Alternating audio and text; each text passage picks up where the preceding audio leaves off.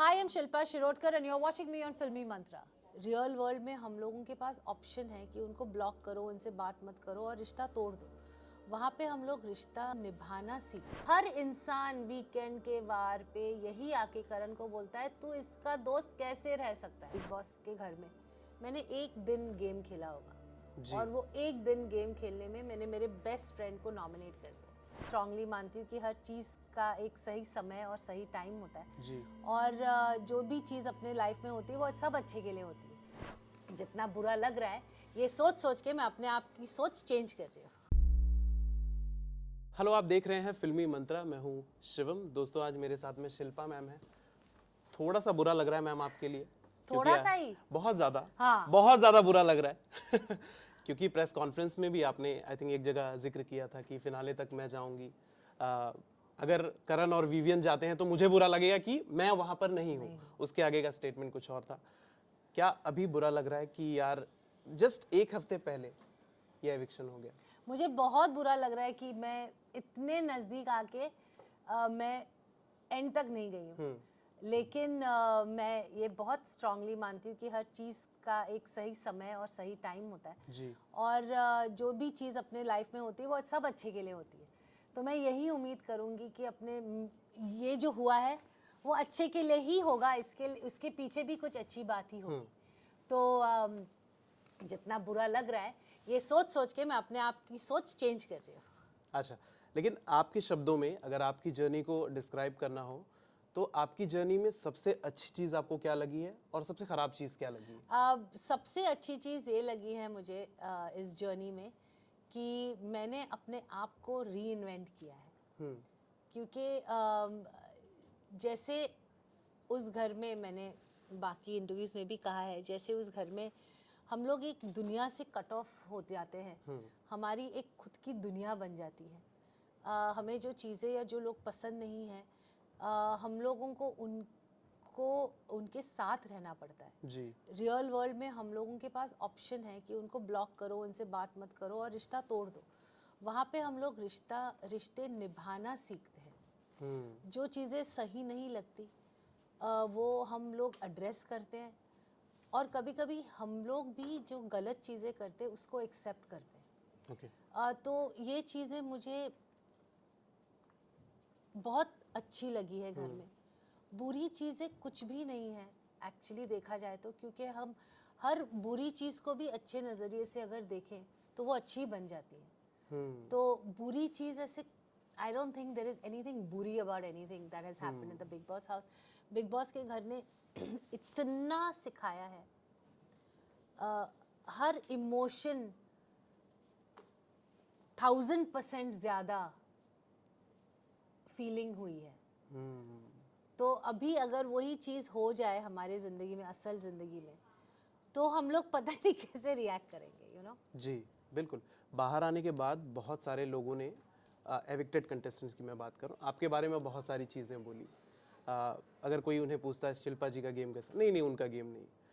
चाहे वो ईडन हो, सारा हो, आपने देखी ये सारी चीज़ें जब आप बाहर आए, सोशल मीडिया पर ये सारी नहीं चीज़ें? कुछ नहीं देखा मैंने। लेकिन क्या आपको बुरा लगता है कि Honestly, अंदर के लोग ही, बाहर के लोग तो छोड़ो? देखो that's the difference between them and me I think. हर इंसान अपनी बातें रखेगा बेस्ड ऑन उनको क्या लगा है घर में। हर इंसान अलग तरह से सोचेगा।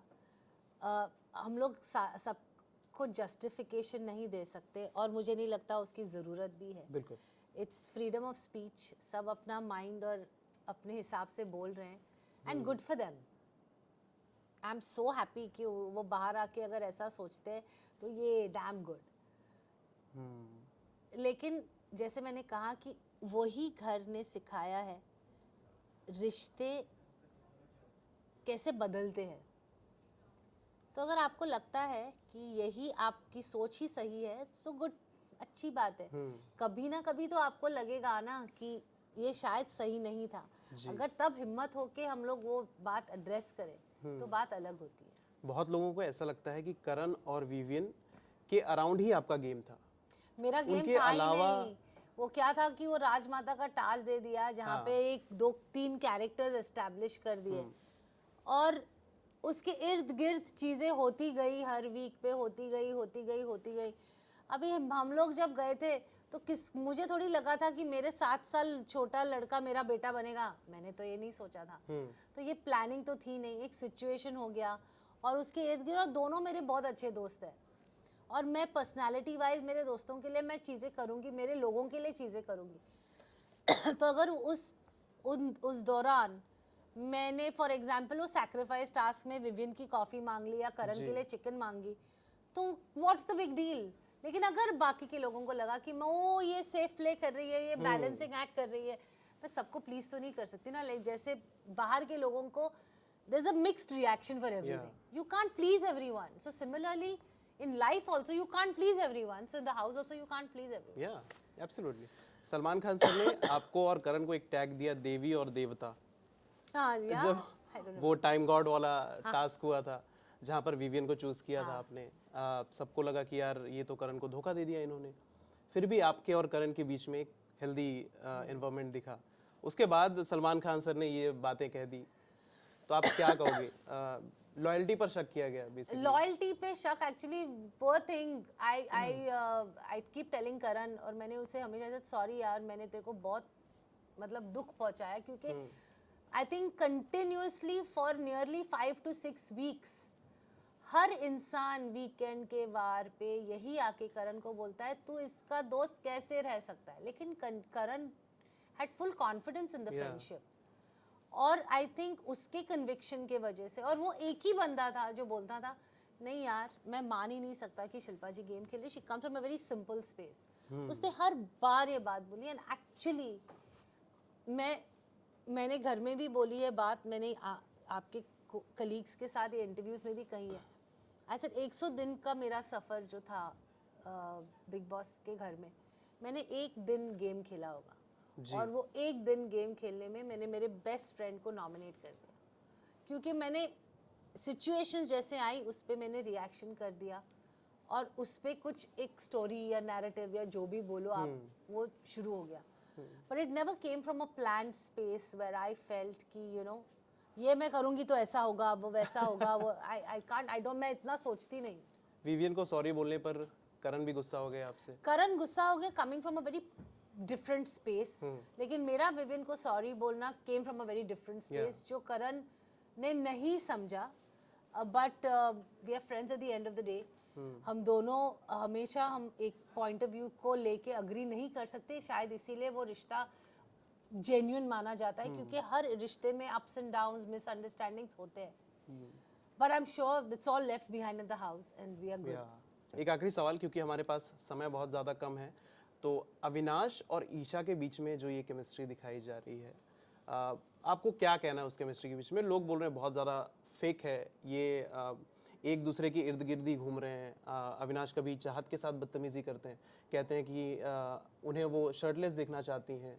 ये सारी चीज़ें जब वो कमेंट करते हैं, और ये इन दोनों के इक्वेशन। अभी जैसे मैंने कहा इसके पहले, जब मेरे पे सवाल आया था कि एक ऑडियंस, मिक्स्ड ऑडियंस है, ये वो है, अगर मैं मेरी सफाई में कहती हूँ कि हम लोग सबको प्लीज़ नहीं कर सकते, तो मैं अविनाश और ईशा को ये नहीं दे सकती कि हाँ ये सही नहीं है, वो सही नहीं है। I think that there is always going to be a mixed audience, जो एक चीज़ एक पॉइंट ऑफ व्यू से देख रहे हैं। You can't please everyone.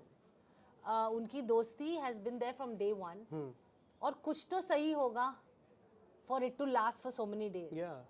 तो I don't think that anybody can act for so long, तो and it's not right for me to say something क्योंकि मैं घर से बाहर आई। ओके, फटाफट से मैम बता दीजिए, क्योंकि वो खड़ी होंगी बीच में, कौन जीतने वाला है? Karanveer Mehra. Thank you ma'am, thank you so much for talking to us. It was lovely talking to you. Same here, same.